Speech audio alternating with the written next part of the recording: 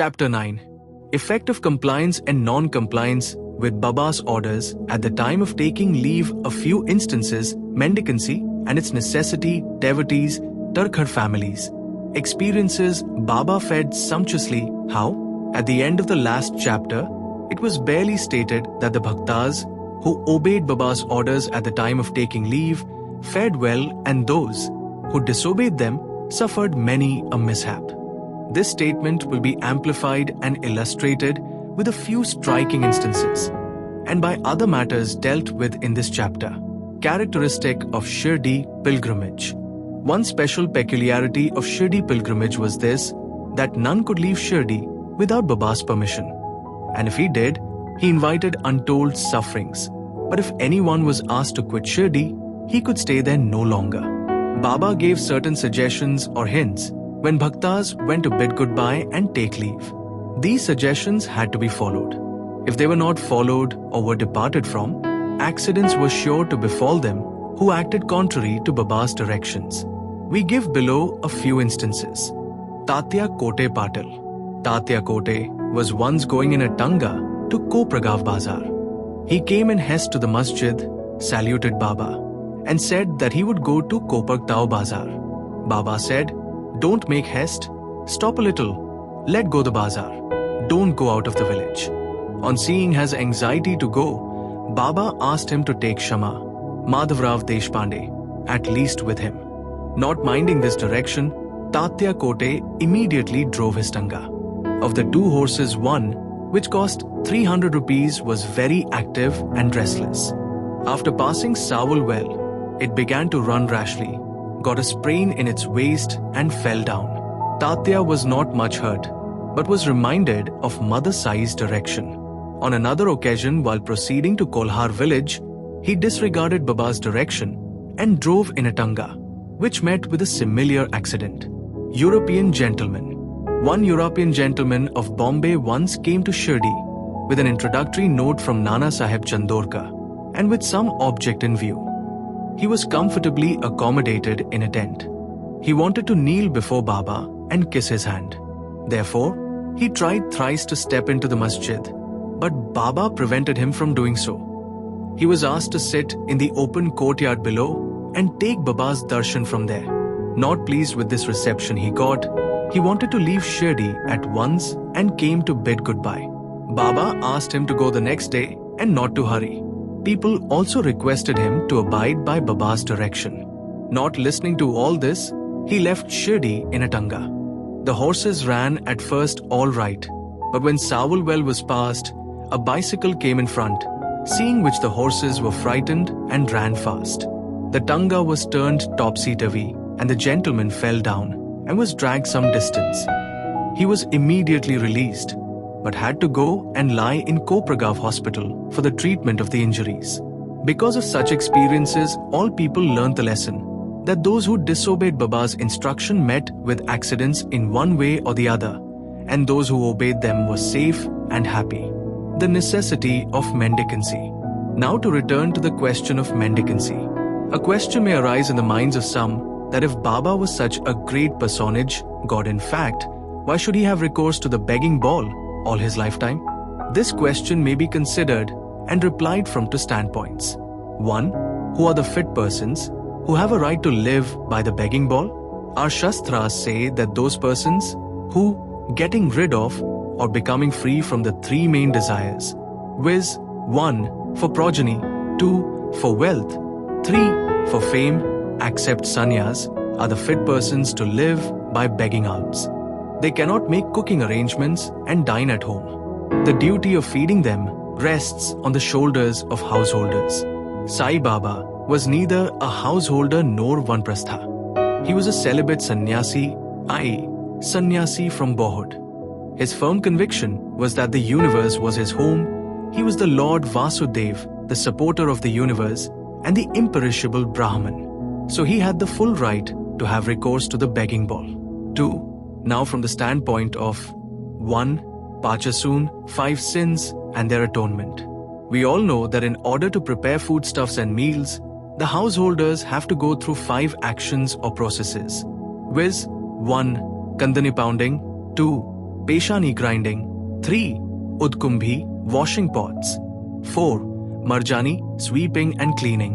5. Chulli, lighting huts. These processes involve destruction of a lot of small insects and creatures, and thus the householders incur a lot of sin. In order to atone for this sin, our Shastras prescribe 5 kinds of sacrifices, viz. 1. Brahmayagya. 2. Vedadhyayan, offerings to Brahman or the study of the Vedas. 3. Pitrayagya, offerings to the ancestors. 4. Devayagya, offerings to the gods. 5. Bhutayagya, offerings to the beings. 6. Manushya Atithiyagya, offerings to men or uninvited guests. If these sacrifices, enjoined by the Shastras, are duly performed, the purification of their minds is effected, and this helps them to get knowledge and self-realization. Baba, in going from house to house, reminded the inmates of their sacred duty, and fortunate were the people who got the lesson at their homes from Baba. Devotees' experiences. Now to return to the other more interesting subject. Lord Krishna has said in the Bhagavad Gita 9-26, "Whosoever devoutly offers to me a leaf, a flower, or a fruit or water of that pure-hearted man, I accept that pious offering." In the case of Sai Baba, if a devotee really longed to offer anything to Sai Baba, and if he afterwards forgot to offer the same, Baba reminded him or his friend about the offering and made him present it to him, and then accepted it and blessed the devotee. A few instances are given below. Tarkhad family, father and son. Mr. Ramchandra Atmaran alias Baba Saheb Tarkhad, formerly a Prarthana Samajist, was a staunch devotee of Sai Baba. His wife and son loved Baba equally or perhaps more. It was once proposed that Master Tarkhad should go with his mother to Shirdi and spend his May vacation there.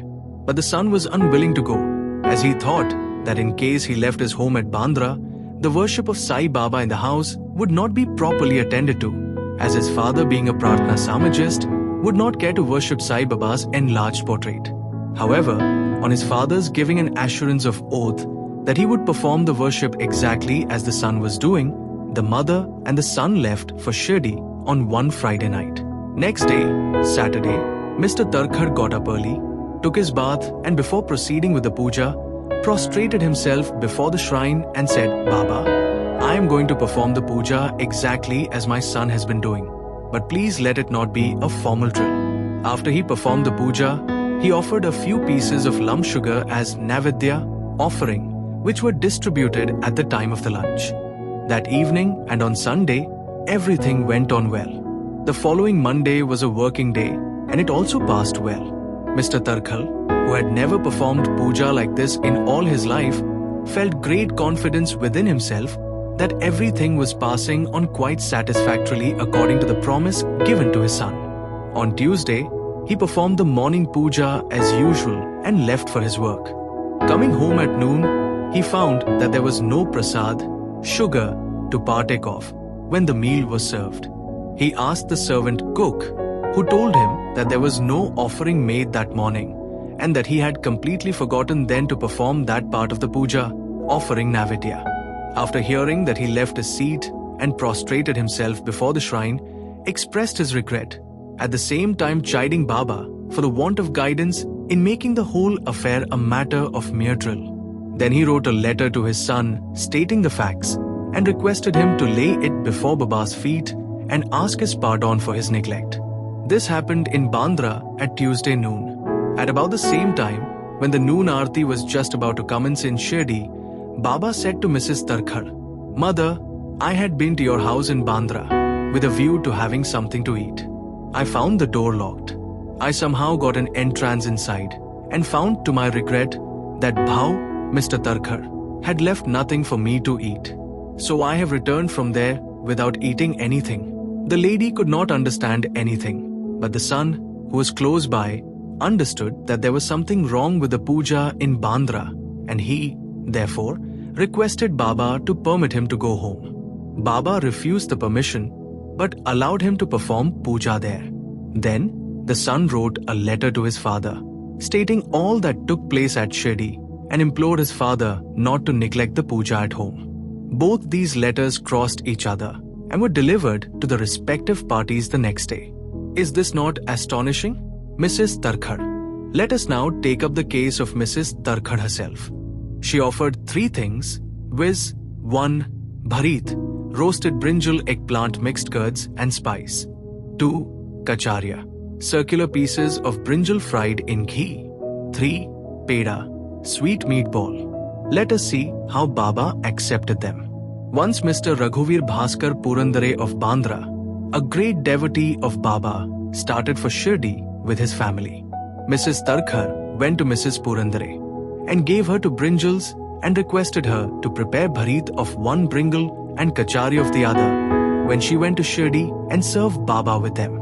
After reaching Shirdi, Mrs. Purandare went with her dish of bharit to the masjid when Baba was just about to start his meals. Baba found the bharit very tasty, so he distributed it to all and said that he wanted kacharyas now. A word was sent to Radha Krishnamay that Baba wanted kacharyas. She was in a fix, as that was no season of brinjals. How to get brinjals was the question. When an inquiry was made as to who brought the bharit, it was found that Mrs. Purandare was also entrusted with the duty of serving kacharyas.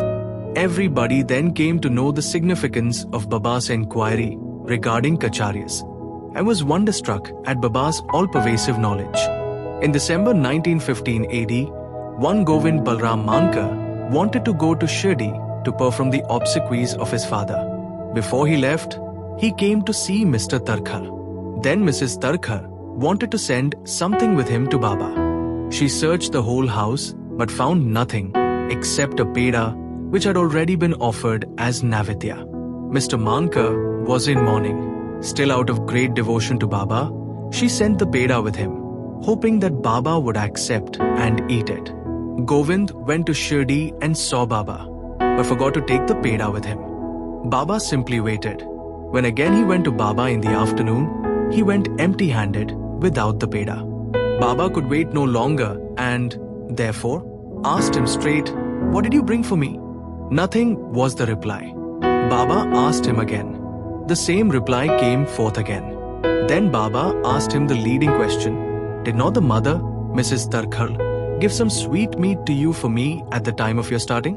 The boy then remembered the whole thing. He felt abashed, asked Baba's pardon, ran to his lodging, brought the peda and gave it to Baba. As soon as Baba got it in his hand, he put it into his mouth and gulped it down. Thus the devotion of Mrs. Tarkhar was recognized and accepted. As men believe in me, so do I accept them. Gita 4-11 was proved in this case. Baba fed sumptuously. How? Once, Mrs. Tarkhar was staying in a certain house in Shirdi. At noon, meals were ready and dishes were being served when a hungry dog turned up there and began to cry. Mrs. Tarkhar got up at once and threw a piece of bread, which the dog gulped with great relish. In the afternoon, when she went to the masjid and sat at some distance, Sai Baba said to her, "Mother, you have fed me sumptuously up to my throat. My afflicted pranas, life forces, have been satisfied. Always act like this, and this will stand you in good stead. Sitting in this masjid, I shall never speak untruth. Take pity on me like this. First give bread to the hungry, and then eat yourself." Note this well. She could not at first understand the meaning of what Baba said. So she replied, "Baba, how could I feed you? I am myself dependent on others and take my food from them on payment." Then Baba replied, "Eating that lovely bread, I am heartily contented, and I am still belching. The dog which you saw before meals, and to which you gave the piece of bread is one with me.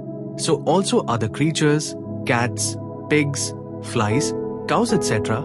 are one with me. I am roaming in their forms. He who sees me in all these creatures is my beloved. So abandon the sense of duality and distinction and serve me as you did today." Drinking these nectar-like words, she was moved. Her eyes were filled with tears. Her throat was choked and her joy knew no bounds. Moral: see God in all beings is the moral of this chapter. The Upanishads, the Gita and the Bhagavad all exhort us to perceive God or divinity in all the creatures. by the instance given at the end of this chapter and others too numerous to mention. Sai Baba has practically demonstrated to us